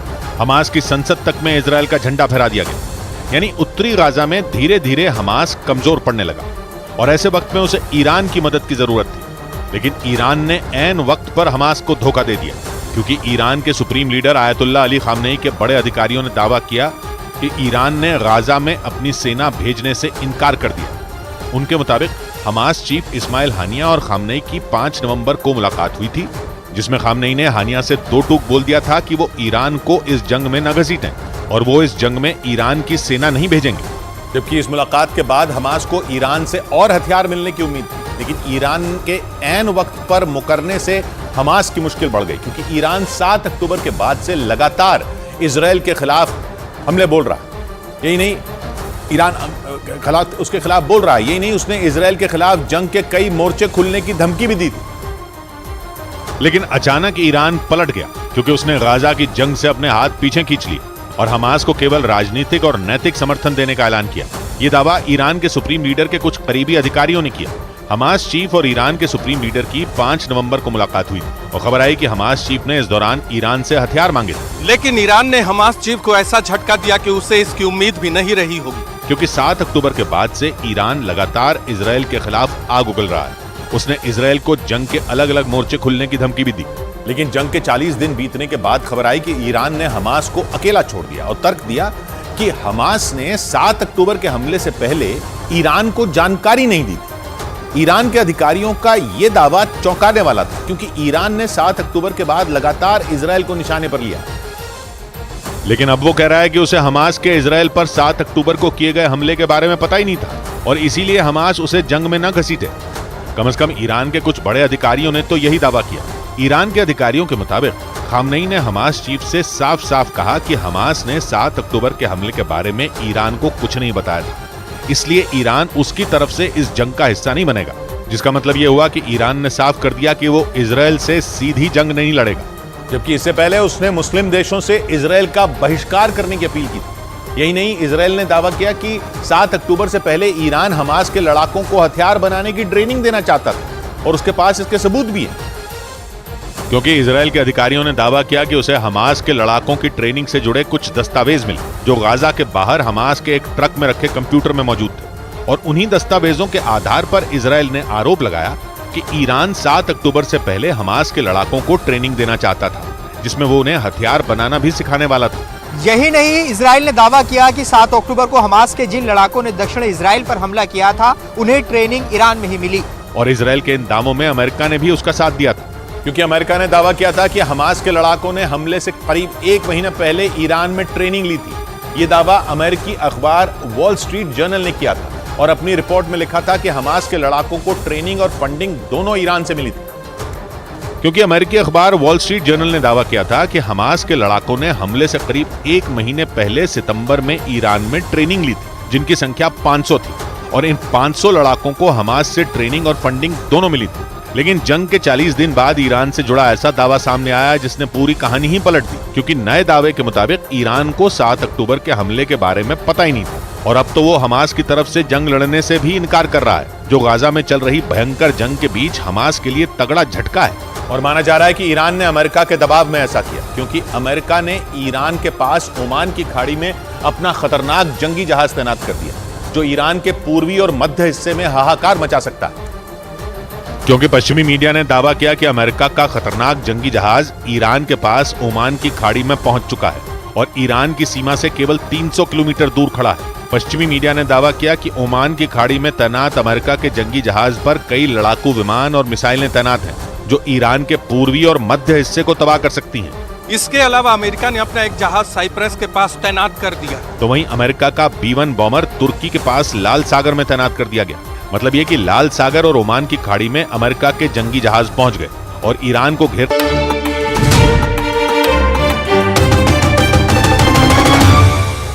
बड़ी खबर आई अमेरिका के सैन फ्रांसिस्को में हुई बाइडेन और शी जिनपिंग की मुलाकात से जुड़ी। बाइडेन और शी जिनपिंग की मुलाकात के बाद अमेरिका और चीन के बीच सीधे टकराव का माहौल बनता नजर आया, क्योंकि मुलाकात के बाद बाइडेन ने शी जिनपिंग को तानाशाह बोल दिया, तो वहीं शी जिनपिंग ने अमेरिका से दो टूक बोल दिया कि वो ताइवान को हथियार देना बंद करे, क्योंकि ताइवान चीन का हिस्सा है। शी जिनपिंग और बाइडेन अमेरिका के सैन फ्रांसिस्को में हुई एपेक समिट में मिले और ये इस साल हुई दोनों नेताओं की पहली मुलाकात है, जिसके खत्म होते ही दुनिया की दो महाशक्तियों के सीधे टकराव का माहौल बनने लगा, क्योंकि बाइडेन और शी जिनपिंग की मुलाकात के बाद दोनों नेताओं के बीच तलखी दिखी। अमेरिका के सैन फ्रांसिस्को में बाइडेन और शी जिनपिंग करीब 1 साल बाद मिले और दोनों नेताओं की इस मुलाकात पर पूरी दुनिया की नजरें टिकी थी, क्योंकि शी जिनपिंग करीब 1 साल बाद बाइडेन से मिले। 2 बड़ी जंगों के बीच सैन फ्रांसिस्को में हुई दोनों नेताओं की मुलाकात की तस्वीर दुनिया भर में चर्चा का मुद्दा भी बनी, क्योंकि शी जिनपिंग ने इस साल केवल 3 विदेश दौरे किए, जिसमें पहला रूस का और दूसरा साउथ अफ्रीका का।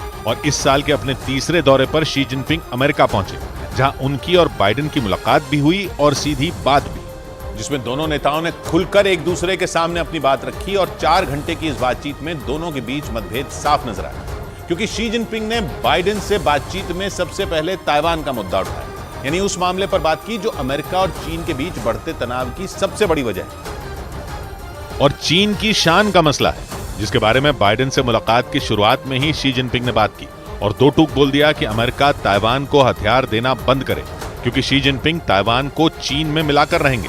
हालांकि बाद में उन्होंने बात को संभालने के लिए कहा कि चीन अमेरिका को पछाड़ना या फिर उसकी जगह नहीं लेना चाहता, क्योंकि चीन और अमेरिका दोनों महाशक्तियां हैं और दुनिया इतनी बड़ी है कि उनका एक साथ गुजारा हो सकता है, लेकिन इसके लिए अमेरिका को चीन को दबाना बंद करना होगा। मतलब चीन ने अमेरिका को बता दिया कि वो उससे नहीं दबेगा, कम से कम ताइवान के मुद्दे पर तो बिल्कुल भी नहीं।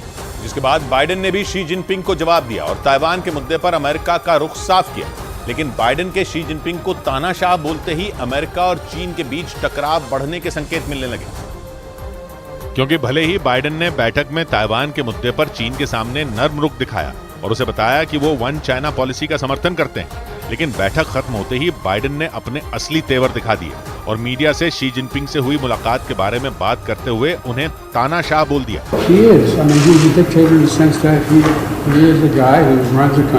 मतलब बाइडेन शी जिनपिंग से 2 कदम आगे निकल गए और ये संकेत दे दिया कि दोनों नेताओं की इस मुलाकात से अमेरिका और चीन की तलखी घटी नहीं है, बल्कि और बढ़ गई है, या यूं कहें कि अमेरिकी मीडिया और कई बड़े अधिकारियों का डर सच साबित हो गया, क्योंकि उन्होंने बैठक से पहले ही आशंका जताई थी कि इस मुलाकात से या तो बात बन जाएगी या फिर जरूरत से ज्यादा बिगड़ जाएगी। और बैठक के बाद जिस तरह के दावे पश्चिमी मीडिया ने किए, उनसे लगने लगा कि चीन और अमेरिका के बीच टकराव बढ़ सकता है, क्योंकि पश्चिमी मीडिया ने दावा किया कि शी जिनपिंग ने अमेरिका से खुलकर कहा कि वो चीन को दबाने की कोशिश न करें।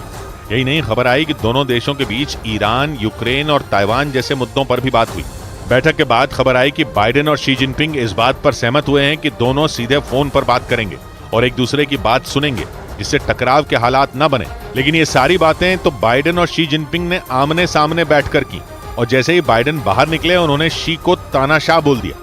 बैठक से 1 दिन पहले भी उन्होंने कहा था कि शी जिनपिंग के शासन में चीन में समस्याएं बढ़ी हैं, यानी बाइडेन ने मुलाकात से पहले भी शी पर सवाल उठाए थे और मुलाकात के बाद भी उन पर निशाना साधा, जिससे चीन और अमेरिका का झगड़ा बढ़ने के संकेत मिले। क्योंकि 1 दिन पहले खबर आई थी कि अमेरिका इंडो पैसिफिक रीजन में चीन को चित करने का प्लान बना रहा है, क्योंकि वो वहां पर चीन के जंगी जहाजों को डुबोना चाहता है।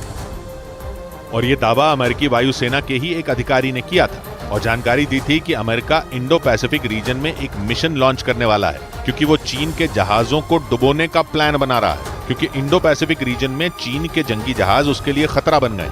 यानी एक तरफ अमेरिका ने चीन को समंदर में डुबोने की तैयारी की और दूसरी ओर एपेक समिट में शी जिनपिंग और बाइडेन की तलखी भरी मुलाकात हुई, जिसमें केवल इस बात पर सहमति बनी कि दोनों नेता एक दूसरे से फोन पर बात करते रहेंगे। ये दावा पश्चिमी मीडिया ने किया और जानकारी दी कि दोनों नेताओं ने यूक्रेन से गाजा तक, इंडो पैसिफिक रीजन से आर्थिक मुद्दों तक बात तो की, लेकिन किसी ठोस नतीजे तक नहीं पहुंच पाए। उल्टा बाइडेन ने शी जिनपिंग को तानाशाह बोलकर माहौल बिगड़ने के संकेत दे दिए, क्योंकि दुनिया की इन दोनों महाशक्तियों के बीच टकराव अलग स्तर पर जा चुका है, जिसे कम करने के लिए एक मुलाकात तो हुई, लेकिन ताइवान, यूक्रेन और ईरान जैसे मुद्दों पर हुई बात ने तनाव बढ़ने के संकेत दिए। उधर उत्तर कोरिया से जंग की आशंका के बीच अमेरिका ने दक्षिण कोरिया को साइड वाइंडर मिसाइलें देने का फैसला कर लिया। अमेरिका को उम्मीद है कि उसकी ये मिसाइल किम जोंग उन की खतरनाक मिसाइलों और हथियारों से निपटने में दक्षिण कोरिया की मदद करेगी, क्योंकि उत्तर कोरिया दक्षिण कोरिया पर हमले के लिए घात लगाए बैठा है। माना जा रहा है कि उसकी सेना दक्षिण कोरिया पर किसी भी वक्त काल बनकर टूट सकती है। इसलिए दक्षिण कोरिया के दोस्त अमेरिका ने उसकी मदद करने की पेशकश कर दी, क्योंकि उत्तर कोरिया के शासक किम जोंग उन दक्षिण कोरिया को लगातार अपनी खतरनाक मिसाइलों से डराने की कोशिश कर रहे हैं। अमेरिका के रक्षा विभाग पेंटागन के मुताबिक दक्षिण कोरिया को साइड वाइंडर मिसाइलें देने का फैसला किया गया, जिसकी कीमत 52 मिलियन अमेरिकी डॉलर से ज्यादा, यानी भारतीय रुपयों में करीब 450 करोड़ रुपए बताई जा रही। हालांकि किम जोंग उनकी प्लानिंग को फेल करने के लिए इससे पहले भी अमेरिका दक्षिण कोरिया को अपने घातक हथियार मुहैया करा चुका है, लेकिन माना जा रहा है कि साइड वाइंडर मिसाइलों से दक्षिण कोरिया की ताकत में और इजाफा होगा। क्योंकि अमेरिका की साइड वाइंडर मिसाइल बेहद खतरनाक मानी जाती है, जो अपने टारगेट का पता लगाने के लिए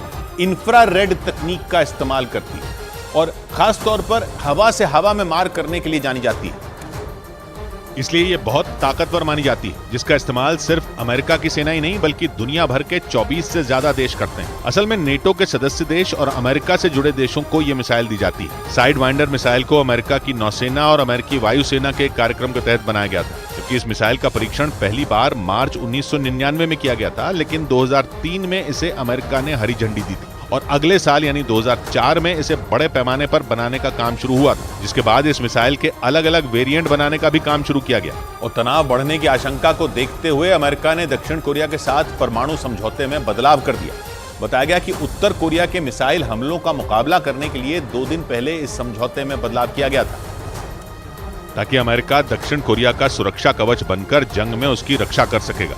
बताया गया कि उत्तर कोरिया की सेना को जवाब देने के लिए दोनों देशों की फौज अपने युद्धाभ्यास भी तेज करेगी, जिसके लिए दक्षिण कोरिया की राजधानी सोल में अमेरिका के रक्षा मंत्री लॉयड ऑस्टिन और वहां के रक्षा मंत्री ने मिलकर बड़ा प्लान तैयार कर लिया। माना जा रहा है कि परमाणु समझौते में बदलाव कर अमेरिका ने सीधे तौर पर उत्तर कोरिया को परमाणु हमले की चेतावनी दे डाली, क्योंकि परमाणु समझौते के तहत अगर उत्तर कोरिया ने दक्षिण कोरिया पर हमला किया तो ऐसे मौके पर अमेरिका एक कदम भी पीछे नहीं हटेगा। वो परमाणु हथियार ही नहीं बल्कि अपनी सैन्य क्षमता का इस्तेमाल दक्षिण कोरिया की मदद के लिए करेगा।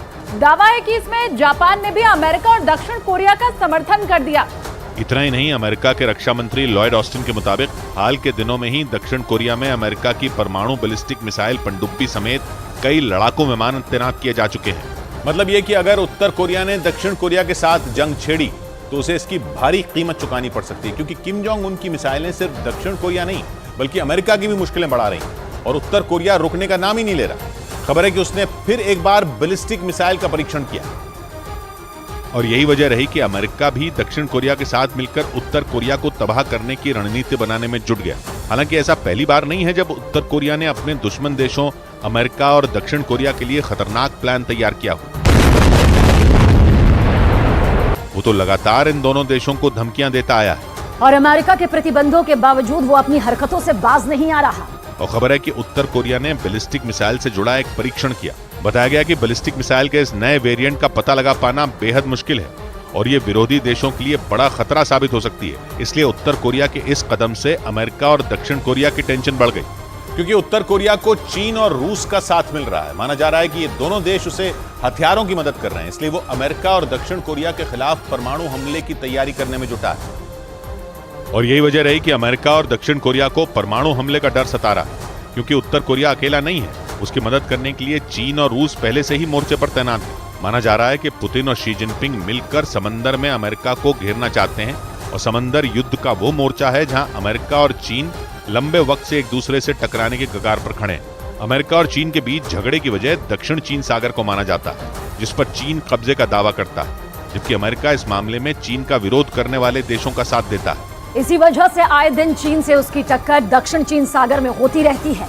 जबकि कुछ महीने पहले ही उत्तर कोरिया के शासक किम जोंग उन ने रूस का दौरा कर अमेरिका को सीधा संदेश दे दिया था और उस दौरान उत्तर कोरिया और रूस के बीच हथियारों का सौदा भी हुआ था, जिस पर चीन ने भी अपनी सहमति जताई थी, जो अमेरिका और दक्षिण कोरिया के लिए खतरा बताया जा रहा है। इस बीच दक्षिण कोरिया को उत्तर कोरिया से हमास जैसे हमलों का डर सता रहा है। उसने आशंका जताई कि जिस तरह हमास के लड़ाकों ने इजरायल के लोगों का नरसंहार कर दिया, ठीक वैसे ही उत्तर कोरिया उस पर हमले कर सकता है। इसलिए हमास और इजरायल के बीच छिड़ी जंग के बाद दक्षिण कोरिया के जहन में भी हमलों का खौफ भर गया। उसे डर है कि हमास के खूंखार लड़ाकों की तरह उत्तर कोरिया के शासक किम जोंग उन भी अपने सैनिकों को तैयार कर रहे हैं, जो दक्षिण कोरिया में घुसकर लोगों का नरसंहार कर सकते हैं। क्योंकि अचानक ही 7 अक्टूबर को इजरायल में हमास के लड़ाकों ने कत्लेआम मचा दिया था। दक्षिण कोरिया के राष्ट्रपति ने अमेरिका के विदेश मंत्री एंटनी ब्लिंकन से मुलाकात के दौरान ये आशंका जताई, जबकि कुछ दिनों पहले उसकी सेना के एक अधिकारी ने भी ऐसी ही आशंका जताई थी और दावा किया था कि अगर उत्तर कोरिया ने दक्षिण कोरिया पर हमले की सोची भी तो वो हमास जैसा ही तरीका अपनाएगा। बड़ी खबर आई पाकिस्तान में मौजूद चीन के युद्धपोतों से जुड़ी। भारतीय सेना के सूत्रों के मुताबिक पाकिस्तान में जारी चीन और पाकिस्तान की नौसेना के अभ्यास पर भारतीय सेना ने पैनी नजर बनाई हुई है। वहां कराची में चीन ने अपने कई युद्धपोत समंदर में उतारे हुए हैं, जो पाकिस्तान की नौसेना के साथ मिलकर वहां एक बड़ी ड्रिल कर रहे हैं। माना जा रहा है कि चीन और पाकिस्तान के बीच अरब सागर में होने वाली ये अब तक की सबसे बड़ी ड्रिल होगी, जिसे सी गार्डियन 3 नाम दिया गया है। जानकारी के मुताबिक पाकिस्तान में जारी इस सैन्य अभ्यास की वजह से भारतीय सेना भी हाई अलर्ट पर है, क्योंकि चीन और पाकिस्तान की ये ड्रिल कराची में हो रही है, जो भारत के खिलाफ चीन की कोई बड़ी साजिश का हिस्सा भी हो सकती है। इसी वजह से भारतीय सेना पूरी तरह से चौकन्नी है और वो चीन की हर हरकत पर पैनी नजर बनाए हुए है, ताकि अरब सागर के इलाके में चीन और पाकिस्तान किसी तरह का तनाव न पैदा कर पाए। भारतीय सेना के सूत्रों के मुताबिक इस युद्धाभ्यास के लिए चीन ने कराची में टाइप 039 पनडुब्बी भेजी हुई है, जो उसकी नौसेना की बड़ी ताकत मानी जाती है। और उसकी इसी पनडुब्बी पर नजर रखने के लिए भारतीय सेना ने P-8 सर्वेलेंस एयरक्राफ्ट को तैनात किया हुआ है, जिसकी जिम्मेदारी चीन और पाकिस्तान के बीच चल रहे इस युद्धाभ्यास से जुड़ी हर एक खबर देना है, ताकि इससे पहले कि चीन और पाकिस्तान कोई साजिश रचें, भारत पलटवार के लिए तैयार हो जाए। माना जा रहा है कि इस युद्धाभ्यास के जरिए चीन और पाकिस्तान अपनी दोस्ती का दम दिखाना चाहते हैं। साथ ही चीन इस बात का इशारा भी करना चाहता है कि भारत के तीनों तरफ समंदर में उसके जंगी जहाज मौजूद हैं, और इसीलिए उसने पाकिस्तान के सबसे बड़े बंदरगाह कराची को चुना, जहां चीन और पाकिस्तान की नौसेना मिलकर 9 दिन तक एक बड़ी ड्रिल करने वाली है। और इसी बात से भारत की चिंता बढ़ गई है, क्योंकि चीन और पाकिस्तान दोनों से भारत के अच्छे रिश्ते नहीं हैं। ये दोनों ही देश भारत के खिलाफ लगातार साजिश रखते रहते हैं। आशंका जताई जा रही है कि पाकिस्तान में हो रहा ये युद्धाभ्यास भी उनकी किसी साजिश का हिस्सा हो सकता है, क्योंकि ये कराची में हो रहा है, जो अरब सागर के किनारे बसे भारत के मुंबई के बेहद करीब है। मतलब अगर हालात बिगड़े तो चीन और पाकिस्तान के निशाने पर मुंबई हो सकता है। इसलिए भारतीय सेना समंदर और आसमान दोनों से कराची में जारी इस युद्धाभ्यास पर अपनी पैनी निगाह जमाए हुए है, ताकि किसी भी तरह के विवाद को पहले ही रोका जा सके। खबर तो ये भी है कि इस युद्धाभ्यास को देखते हुए भारतीय नौसेना ने भी अपना एक युद्धपोत मोर्चे पर तैनात कर दिया है, ताकि पाकिस्तान और चीन को ये संदेश दिया जा सके कि उनकी हर हरकत पर भारत नजर बनाए हुए है। क्योंकि चीन अरब सागर में उसी प्लान के तहत काम कर रहा है, जिस प्लान के तहत उसने हिंद महासागर में पैर पसारे थे। कुछ महीने पहले उसने अपने जासूसी जहाज युआनवांग 5 को श्रीलंका के हम्बनटोटा बंदरगाह पर तैनात करने की कोशिश की थी, और ये दलील दी थी कि उसका वो जहाज रिसर्च के लिए श्रीलंका में तैनात किया जा रहा है। लेकिन उसकी इस चाल से पर्दा तब उड़ गया जब एक रिपोर्ट में ये बात सामने आई कि चीन का युआनवांग 5 जहाज असल में एक जासूसी जहाज है, जो अपने बेहद शक्तिशाली एंटेना की वजह से लंबी दूरी तक नजर रख सकता है। ये इतना ताकतवर है कि चीन की सेना की स्पेस विंग युआनवांग 5 जहाज को अंतरिक्ष में सैटेलाइटों को ट्रैक करने के लिए भी इस्तेमाल करती है। मतलब इस बात में कोई दो मत नहीं कि चीन का इरादा इस जहाज के जरिए रिसर्च नहीं बल्कि भारत की जासूसी का ही था।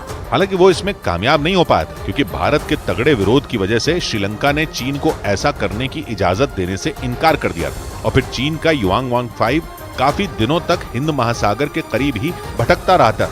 हालांकि चीन इसके बावजूद अपनी हरकतों से बाज नहीं आया, लेकिन भारतीय सुरक्षा एजेंसियां भी चीन की रग रग से वाकिफ है। भारतीय सेना ये अच्छी तरह से जानती है कि चीन एशिया के इलाके में जो भी करता है उसका मकसद भारत को घेरना ही होता है, और वो समंदर में अपना दबदबा बनाने के लिए लंबे वक्त से हाथ पैर मार रहा है। लेकिन समंदर का बादशाह बनने के उसके सपने में सबसे बड़ी रुकावट भारत बना हुआ है। माना जाता है कि इसी वजह से वो भारत पर दबाव बनाने के इरादे से पाकिस्तान के साथ इतनी बड़ी सैन्य ड्रिल कर रहा है, क्योंकि बंगाल की खाड़ी की तरफ उसके जंगी जहाज आए दिन भारतीय नौसेना के बेड़े से टक्कर लेते रहते हैं। वहीं हिंद महासागर के इलाके पर नजर रखने के लिए उसने श्रीलंका के कोलंबो बंदरगाह पर अपना जासूसी जहाज तैनात कर रखा है, और अब अरब सागर में वो अपनी घातक पनडुब्बी लेकर पाकिस्तान के साथ युद्धाभ्यास करने धमक पड़ा है। मतलब चीन की कोशिश भारत को तीनों तरफ से घेरने की है, लेकिन भारतीय सेना और सुरक्षा एजेंसियां उसकी इस चाल से अच्छी तरह से वाकिफ हैं। इसलिए हर मोर्चे पर चीन को रोकने के लिए पूरी तैयारी के साथ भारतीय जवान डटे हुए हैं। बड़ी खबर आई उत्तराखंड के उत्तरकाशी में हुए टनल हादसे से जुड़ी। खबर है कि सुरंग में फंसे मजदूरों को बचाने के बीच वहां भूकंप के झटके महसूस किए गए,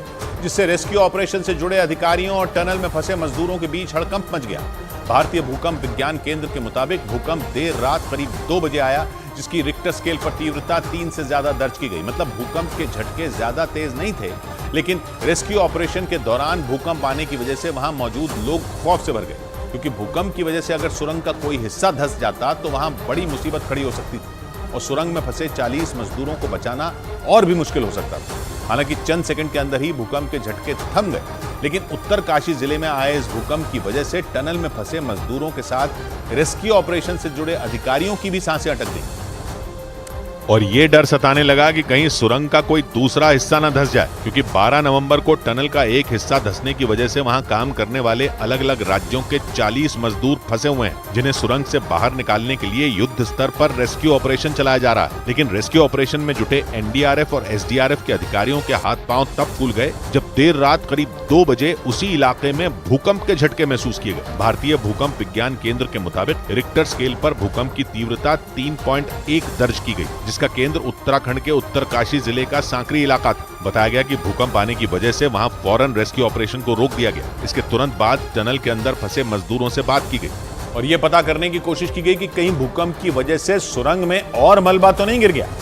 एनडीआरएफ के मुताबिक जिस जगह सुरंग धंसी है उसके ऊपर की मिट्टी भुरभुरी है, जिसकी वजह से रेस्क्यू ऑपरेशन के दौरान कई तरह की दिक्कतों का सामना करना पड़ रहा है, जिससे रेस्क्यू टीम को मजदूरों तक पहुंचने में ज्यादा वक्त लग रहा है। हालांकि एनडीआरएफ और एसडीआरएफ की कई टीमें सुरंग से मलबा हटाने के काम में जुटी हैं। बड़ी बड़ी मशीनों की मदद से मलबे को काटा और वहां से हटाया जा रहा है। लेकिन परेशानी यह है कि मलबा हटाने के साथ ही सुरंग में ऊपर से और मिट्टी गिर रही है। एनडीआरएफ के मुताबिक टनल के ऊपर मौजूद चट्टान की मिट्टी भुरभुरी है, जिससे मजदूरों को निकालने के लिए चलाए जा रहे रेस्क्यू ऑपरेशन में दिक्कतें आ रही हैं। क्योंकि भुरभुरी मिट्टी की वजह से मलबा हटाते ही ऊपर से उतना ही मलबा सुरंग के अंदर फिर गिर रहा है। हालांकि पिछले 5 दिनों से टनल में फंसे सभी मजदूर सुरक्षित हैं। उन तक पाइप से ऑक्सीजन और खाना पहुंचाया जा रहा है। पुलिस और प्रशासन के अधिकारी लगातार उनका हौसला बढ़ा रहे हैं और ये भरोसा दे रहे हैं कि जल्द ही उन्हें सुरंग से बाहर निकाल लिया जाएगा। लेकिन सुरंग में फंसे 40 मजदूरों को सुरक्षित बाहर निकालना इतना भी आसान नहीं है। इस वजह से रेस्क्यू ऑपरेशन के लिए अमेरिका की ऑगर ड्रिलिंग मशीन यानी खुदाई करने वाली बेहद ताकतवर और आधुनिक मशीन दिल्ली से मंगवाई गई, जो एक रोज पहले रात करीब 9:30 बजे उत्तरकाशी पहुंच गई। अमेरिका की ऑगर ड्रिलिंग मशीन को दिल्ली से वायुसेना के विमान C-130J से उत्तराखंड ले जाया गया। मशीन को उतारने के लिए एयरपोर्ट पर अलग से एक प्लेटफॉर्म तैयार किया गया। इस पूरी प्रक्रिया में, या यूं कहें कि विमान से इस मशीन को उतारने में करीब 5 घंटे का वक्त लग गया। इसके बाद अमेरिकी ड्रिलिंग मशीन को टनल के पास पहुंचाया गया और फिर नए सिरे से रेस्क्यू ऑपरेशन शुरू किया गया। एक रिपोर्ट के मुताबिक ऑगर ड्रिलिंग मशीन करीब 25 टन भारी है और 1 घंटे में 5 से 6 मीटर तक ड्रिल करने की ताकत रखती है। माना जा रहा है कि अगर ये मशीन ठीक तरीके से काम करती है तो अगले 10 से 15 घंटों में सुरंग से मजदूरों को रेस्क्यू कर लिया जाएगा। हालांकि सुरंग के अंदर के हालात पर यह निर्भर करेगा कि मजदूरों को बाहर निकालने में कितना वक्त लगेगा, क्योंकि बताया यह जा रहा है कि सुरंग के अंदर मलबा 70 मीटर तक फैला हुआ है। हालांकि अमेरिका की ऑगर मशीन से खुदाई का काम शुरू कर दिया गया है। बताया गया कि महज आधे घंटे में ही इस मशीन से सुरंग में 3 मीटर तक जमा मलबा हटा दिया गया और इसी वजह से यह माना जा रहा है कि सुरंग में फंसे 40 मजदूरों तक रेस्क्यू टीम जल्द पहुंच जाएगी। उत्तरकाशी जिले में सुरंग धंसने की यह घटना 12 नवंबर की सुबह करीब 4 बजे हुई थी। एनडीआरएफ के मुताबिक टनल के एंट्री पॉइंट से 200 मीटर की दूरी पर मिट्टी धंस गई थी और इसी वजह से वहां काम करने वाले 40 मजदूर फंस गए थे। ये जानकारी भी सामने आई है कि टनल के अंदर मलबा करीब 70 मीटर तक फैला हुआ है, जिससे पार पाने में रेस्क्यू ऑपरेशन से जुड़े लोगों के पसीने छूट रहे हैं। लेकिन अमेरिका की ऑगर ड्रिलिंग मशीन से मलबा तेजी से हटाया जा रहा है। We have done 3 meters in about half an hour. Rescue operation से जुड़े ड्रिलिंग एक्सपर्ट के मुताबिक 12 से 14 नवंबर तक 6 बार टनल में मलबा आ चुका है, जिससे सुरंग में मलबे का दायरा लगातार बढ़ता जा रहा है। मलबे को हटाने के लिए पहले जो ड्रिलिंग मशीन लगी थी वो सिर्फ 45 मीटर तक ही काम कर सकती थी। इसीलिए अमेरिका की इस ताकतवर मशीन को मलबा हटाने के काम में लगाया गया है। प्लान यह है कि ऑगर ड्रिलिंग मशीन के जरिए मलबे को भेदते हुए एक स्टील पाइप उस सुरंग में डाला जाएगा और उसी के जरिए मजदूरों को बाहर निकाला जाएगा। हालांकि जिस स्टील के पाइप से मजदूरों को निकालने का प्लान तैयार किया गया है उसकी लंबाई कितनी होगी इसके बारे में कोई जानकारी सामने नहीं आई, लेकिन कोशिश ये की जा रही है कि सुरंग में फंसे मजदूरों तक जल्द से जल्द पहुंचा जा सके। हालांकि लगातार पाइप से उन तक ऑक्सीजन और खाना पहुंचाया जा रहा है। लेकिन बताया ये जा रहा है कि सुरंग में फंसे होने की वजह से वो बेहद घबराए हुए हैं। इसी वजह से अधिकारियों ने रेस्क्यू का एक मेगा प्लान तैयार किया है। उस प्लान के तहत अमेरिका की खुदाई करने वाली ऑगर मशीन से सुरंग में गिरे मलबे को भेदते हुए एक स्टील का पाइप अंदर डाला जाएगा। बताया गया कि स्टील का वो पाइप 35 इंच चौड़ा होगा, मतलब इतना चौड़ा जिससे रेंगते हुए एक आदमी आसानी से गुजर सके। आसान शब्दों में कहें तो मजदूरों को सुरंग से बाहर निकालने के लिए पाइप की सुरंग बनाने की तैयारी। मतलब मजदूरों को सुरंग से बाहर निकालने के लिए एनडीआरएफ और एसडीआरएफ ने अपनी पूरी ताकत झोंक दी है और तो और टनल में फंसे मजदूरों को रेस्क्यू करने के लिए थाईलैंड के एक्सपर्ट की मदद तक ली जा रही है। जिन्होंने 2018 में गुफा में फंसे फुटबॉल टीम के खिलाड़ियों को बाहर निकाला था। असल में 5 साल पहले थाईलैंड में एक फुटबॉल टीम के 12 खिलाड़ी और उनके कोच प्रैक्टिस के बाद वहां की एक गुफा में घूमने गए थे। उसी दौरान वहां तेज बारिश होने लगी थी। बारिश की वजह से वहां बाढ़ आ गई, जिससे गुफा से बाहर निकलने का रास्ता बंद हो गया था और करीब 18 दिन तक उस गुफा में फुटबॉल टीम के खिलाड़ी फंसे रहे थे।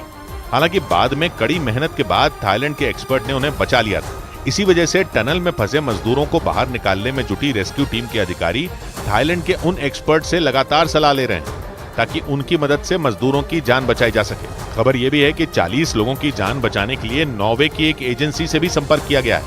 इधर आईटी शेयरों में तेजी की वजह से भारतीय शेयर बाजार में लगातार दूसरे दिन तेजी रही। इस दौरान सेंसेक्स 306 अंक चढ़कर बंद हुआ और आईटी शेयरों के अलावा रियल्टी, ऑटो और फार्मा सेक्टर के शेयरों में भी अच्छी तेजी देखने को मिली।